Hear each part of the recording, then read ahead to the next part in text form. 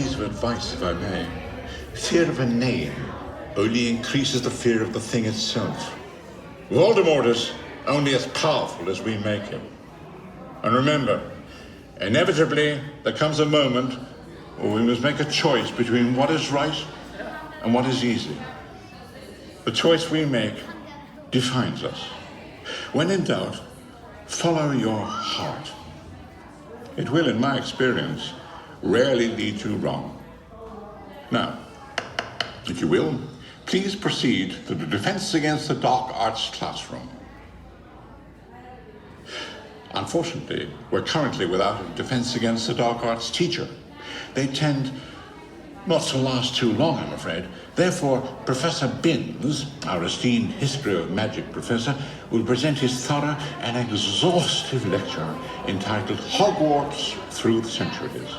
I am most certain you'll find it long. Enjoy the remainder of your stay with us. Oh, and should you catch sight of that dragon, please take note of its location and report it to a member of the staff. Thank you.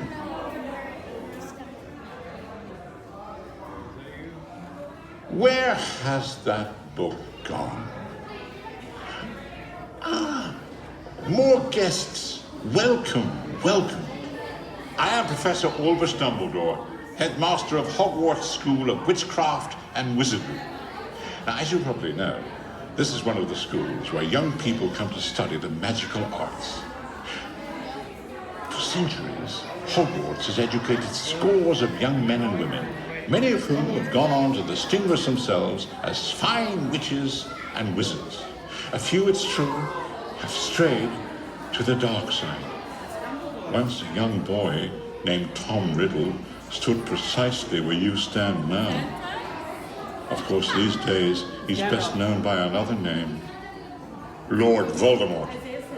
The name alone strikes fear in good witches and wizards everywhere.